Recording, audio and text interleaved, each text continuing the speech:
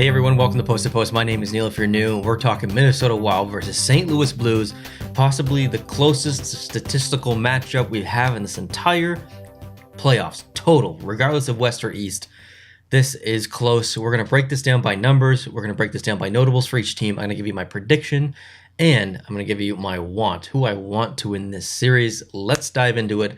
I've got an a little bit of an Excel spreadsheet I'll throw up on the screen here. So we've got points, goals for, goals against, goal differential, power play percentage, penalty kill percentage, record versus, home record, away record, and last 10. These are the stats we're going to go through.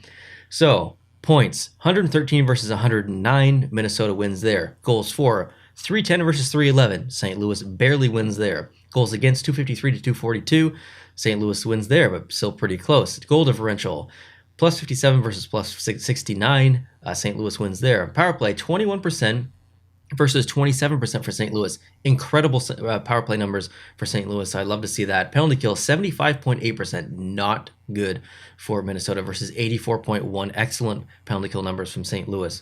Record versus, Minnesota has not beat St. Louis so far this season, if I'm not mistaken. St. Louis has beat them 3 times.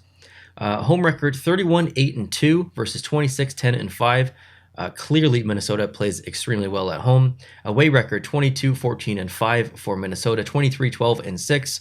I mean, that's pretty close numbers, honestly, but I think St. Louis takes the cake there. Last 10 games, 8-1-1 versus 7-2-1. Minnesota gets the win there. The last 10 is incredibly important. I think since the trade deadline, Minnesota has been unbelievable, and that is definitely something to note coming into the playoffs. So what about notables for each team? I've got a couple things written down here, so bear with me as I get through these.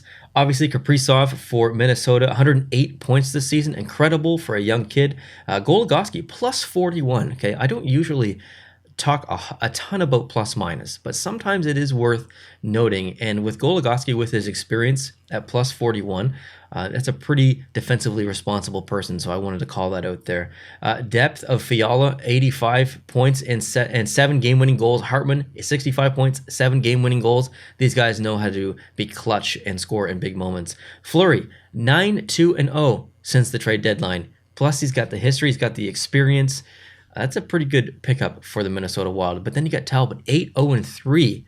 8-0-3 since the deadline. Okay, incredible. Fleury has lit a fire under Talbot. I love to see it. My dark horse for Minnesota is Matt Boldy. Love this kid. Love what he's doing on the team, and I think he could really elevate that team entirely to the next level. I think he's that underrated and that much of a dark horse. So for me, the Wild really need to be responsible. I think looking at St. Louis's numbers, whether it's on like their whole special teams, penalty kill or power play, like they have special teams locked down. Minnesota doesn't. And Minnesota has a not great penalty kill. It's actually pretty, I don't even know if it's not last in the league, it's pretty close, I think. Actually, I should check. Yeah, it's 25th in the league. So that's like, in the bottom, absolutely the bottom half. Not good for Minnesota. So they really need to be responsible. Quit taking stupid penalties. Stay out of the penalty box. Keep this to 5-on-5 if possible. And Minnesota will win the series. If they become irresponsible and they're constantly in the penalty box, even if they're on the power play, like St. Louis's numbers are so good, I really believe that if Minnesota wants to win the series, they keep it to 5-on-5. What about St. Louis? What are their notables? You got Tarasenko, who has really been revitalized this year, 82 points in 75 games. Thomas, incredibly underrated. Love that guy. 77 points in 72 games. Buchnevich, 76 points in 72 games. Perron, 26 out of his 57 points were on the power play. You need to watch out. Minnesota, you need to watch out for Perron on the power play. Bennington, this is a huge question mark for me. Attitude, performance, he's been all over the place this season. I really don't think that, number one, he's not going to start the series. If I was going to predict, I would assume it's going to be, Ville Husso. But Bennington has history, and that's really what it comes down to. I think at the first moment that Husso faults, I guess, I fear that the management and coaching staff are going to put Bennington in, and I don't want that to happen. I don't know. I've got bad feelings about St. Louis and net. I think if Bennington plays, St. Louis will lose. And that seems crazy to say, considering how well he's been since that Stanley Cup year and then the year after as well. But he's been questionable this year, and I don't know. This is of all the series, this is the most difficult to predict. There is not a single person out there who was like, okay, yeah, Minnesota's 100% winning this, and if you don't pick Minnesota, you're an idiot. If you feel that way, you're probably a Minnesota Wild fan, and that's a biased opinion. They're just so close in almost every aspect. They have so many different elements of their system as well, which mirror each other.